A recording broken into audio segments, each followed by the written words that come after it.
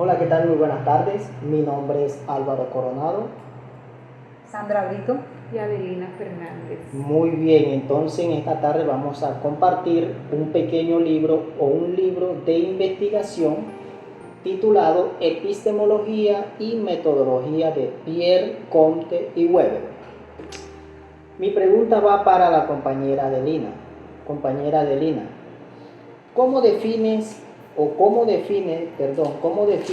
Pierre Bourdieu la vigilancia epistemológica y de qué manera esta noción se diferencia de una metodología rígida o tecnocrática? Bueno, Pierre Bourdieu define la vigilancia epistemológica como la capacidad de reflexionar críticamente sobre los propios supuestos y prejuicios que subyacen a la producción de conocimiento. Ok. O sea que esto implica ser consciente de las condiciones sociales y culturales. Creo que logro entender algo así, que se construye y se legitima el conocimiento. Exacto. Y también que la vigilancia epistemológica se diferencia de una metodología rígida y tecnocrática. Claro, porque no se trata de seguir un conjunto de reglas y procedimientos, sino de mantener una actitud crítica y reflexiva hacia el propio proceso de investigación. Ok. Bueno, mi nombre es Ángel Puchaina. Voy a contextualizar y reflexionar un poco acerca de la postura epistémica y también de la vigilancia epistémica en cuanto a la idea de investigación que yo tengo, que es la escritura creativa. Puedo decir que esta investigación que tengo desde la postura epistémica no precisamente depende del niño, o sea, de que voy a trabajar con esta comunidad de los niños con un grado cuarto en la institución educativa. Esa investigación va enfocada, debe tener muchas ramas, de pronto en aspectos que influyen en esa forma de escribir del niño. Entonces, por ejemplo, la vida social del niño, de cómo vive, dónde vive, con quién vive, porque es que el saber situado no depende de una sola fuente de información o no depende solamente de un solo método o de una sola técnica, sino que deben ser varias, o sea, porque es que influyen muchos factores, porque o sea, está muy relacionada, porque la vida como tal, la existencia como tal es un tejido, por lo tanto debemos de buscar esos hilos que se conectan con ese hilo que estamos investigando. Por ejemplo, imagínense un hilo rojo que va entre un tejido, pues, que va como entre esos tejidos vemos que se conecta con otros hilos. Así es la vida, o sea, la investigación debe de usar diferentes métodos, diferentes técnicas que esté de acuerdo o que tenga coherencia con la vida social, cultural, política, espiritual de un objeto a investigar, es decir, de una población a investigar. Entonces, eso es lo que nos muestra la postura epistémica, de que no precisamente el saber es lo que nosotros tenemos aquí, sino que también el saber existe de otra forma. O sea, aún a nosotros investigando, siendo investigadores, aún hay saberes que se nos escapan. Por eso es importante de que esa investigación que vamos a hacer debe ir tenga esas ramas así muy filosas, por decirlo así, para investigar. Por otra parte, esas metodologías que nosotros vamos a utilizar, ya que la epistemología depende mucho de la metodología que nosotros vamos a utilizar, pues esa metodología debe ser flexible. Por lo tanto, debe ser flexible, debe ser algo muy que se vea que el conocimiento fluya, o sea, a manera natural. de que voy a hacer una entrevista a un niño, a un padre de familia, de que yo, hey padre, ven acá, me voy a sentar con él, no, sino que necesito ir a su casa, necesito llegar de manera muy cotidiana, de muy normal que sea, para que esa investigación tenga sentido, tenga sentimientos, tenga vida. Entonces eso es lo que más o menos nos propone desde esta postura epistémica. Y en cuanto a la vigilancia epistémica, es muy importante tener en cuenta una parte muy importante que me han dicho los profesores, es que cuando cuando se vaya a publicar un conocimiento, un saber situado, debe ser muy propio de uno.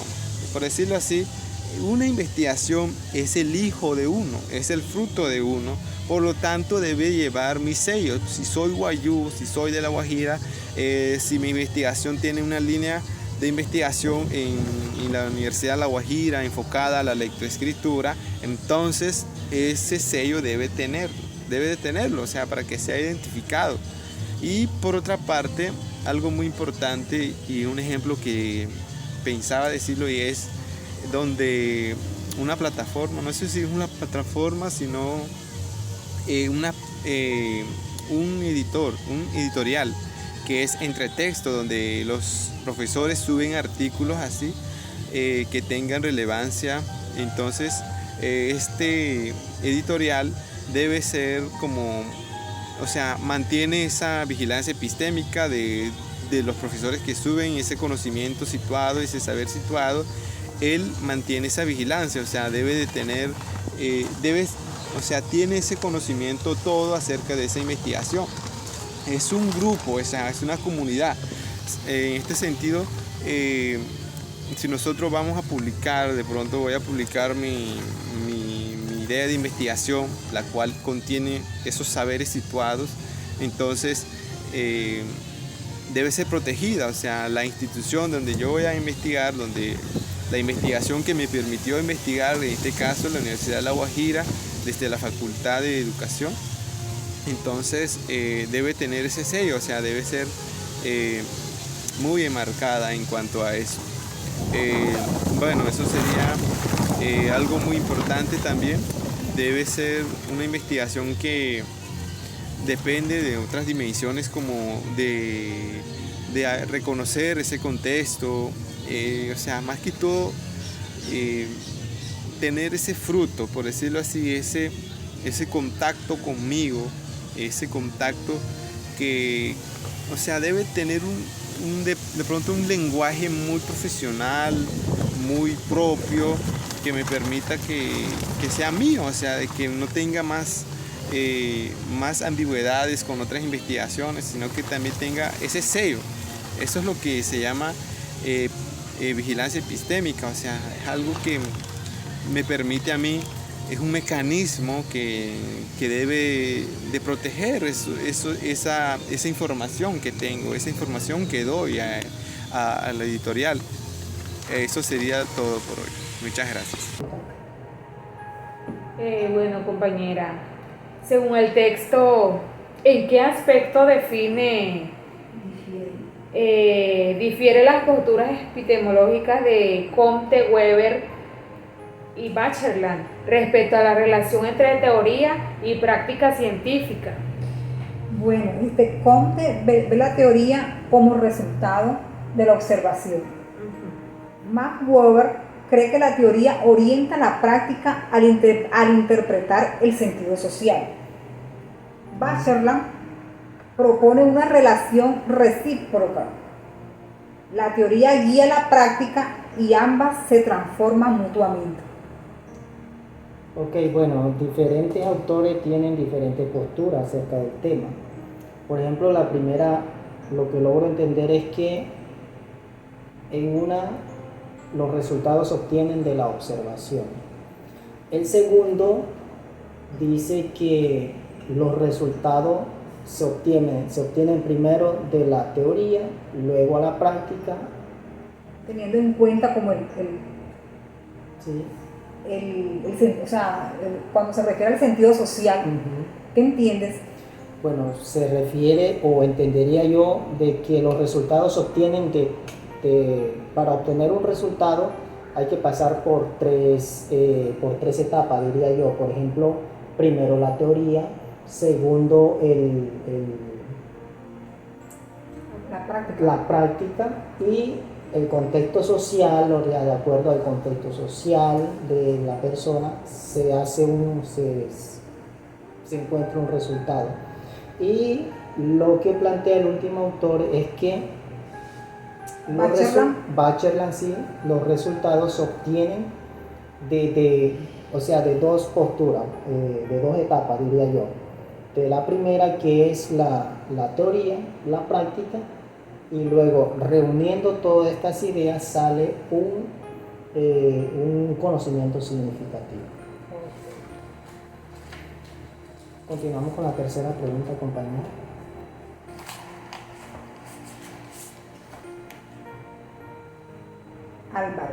Álvaro, ¿qué crítica realiza Bourdieu a la disolución entre metodología y práctica investigativa en las ciencias sociales?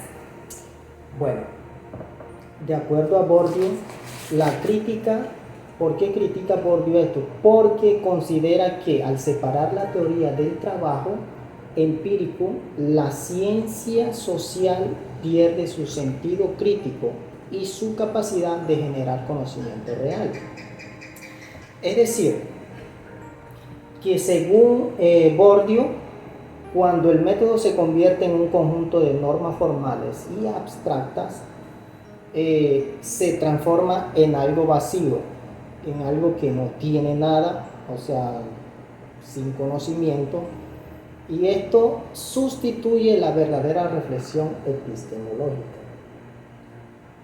Entiendo. O sea que los investigadores se concentran más en ampliar procesos técnicos o en elaborar teorías perfectas. Correcto. Es como lo acabas de decir. Hoy día los investigadores se están concentrados simplemente en cumplir procedimientos y llevar según lo que está escrito.